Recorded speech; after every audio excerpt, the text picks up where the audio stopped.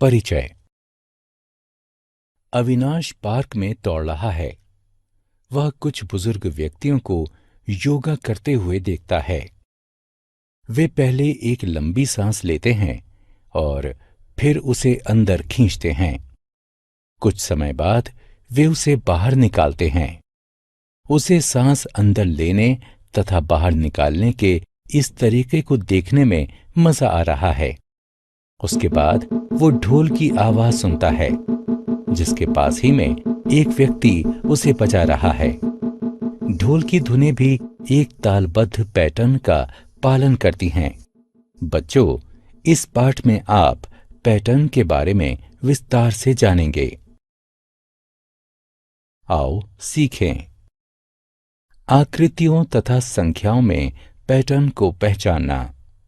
आकृतियों तथा संख्याओं को मिलाकर पैटर्न को पूरा करना। पैटर्न को समझना। छल्लों के इस विन्यास को देखें। एक नीले छल्ले के बाद एक पीला छल्ला और उसके बाद एक लाल छल्ला है। ये विन्यास 3 बार दोहराया गया है। जब वस्तुएं एक निश्चित क्रम में पुनर्व्यवस्थित होती हैं, तो वे एक पैटर्न बनाती हैं। एक और विन्यास को देखें। इस विन्यास में 2 खड़ी रेखाओं के बाद एक आड़ी रेखा है। इसके बाद पुनः 2 खड़ी रेखाओं के बाद एक आड़ी रेखा है। ये भी एक पैटर्न है।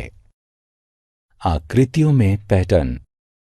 इस पैटर्न को ध्यान से देखें। एक आकृति पहले आड़ी स्थिति में और बाद में खड़ी स्थिति में रखी है। ये स्थितियां अनेक बार इसी क्रम में दोहराई गई हैं। अब इन त्रिभुजों तथा वृत्तों के विन्यास को देखें। क्या हम इसे एक पैटर्न कह सकते हैं?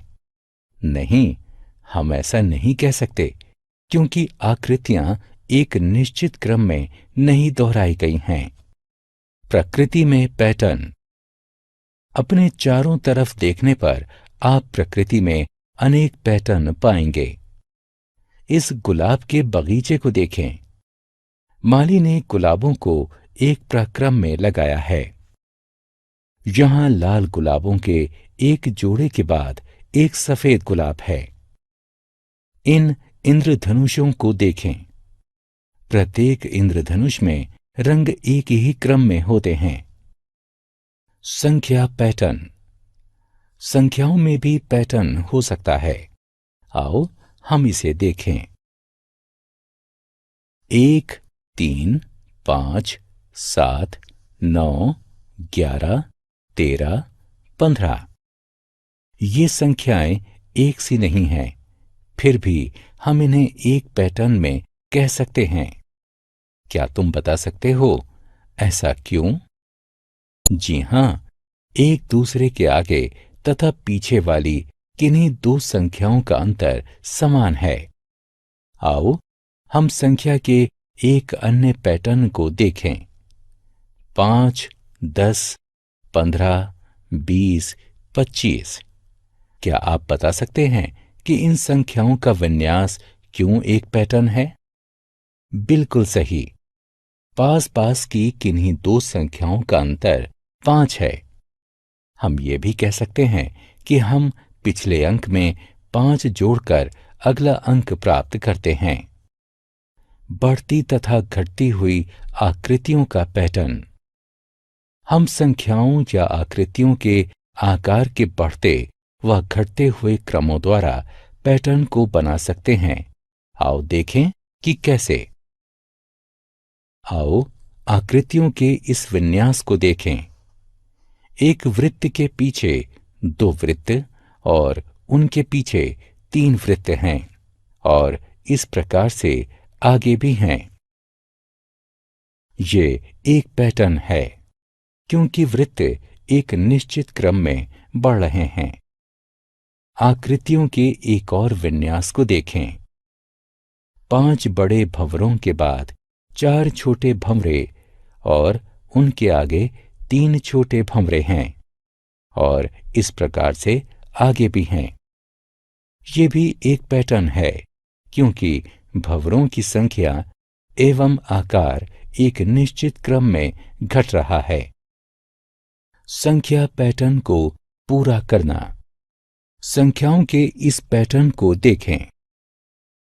इस पैटर्न में 2 संख्याएं गायब हैं। हम इन्हें तभी भर सकते हैं जब हम ये जान सकें कि इस प्रक्रम को कैसे बनाया गया है। ये साफ है कि इस प्रक्रम में एक बार में एक संख्या कम हो रही है।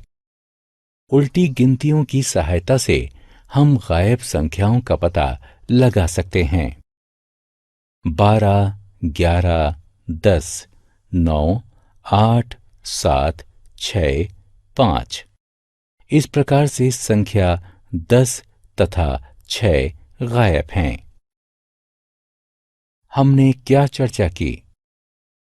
जब वस्तुएं एक निश्चित क्रम में पुनर्व्यवस्थित होती हैं तो वे एक पैटर्न बनाती हैं। पिछली संख्या में एक निश्चित संख्या को जोड़कर या घटाकर संख्याओं का पैटर्न बनाया जाता है। संख्याओं या आकृतियों के आकार के बढ़ते व घटते हुए क्रमों द्वारा पैटर्न को बनाया जा सकता है। पैटर्न को बनाने में प्रयोग होने वाले साधारण नियम को समझकर पैटर्न को पूरा किया जा सकता है।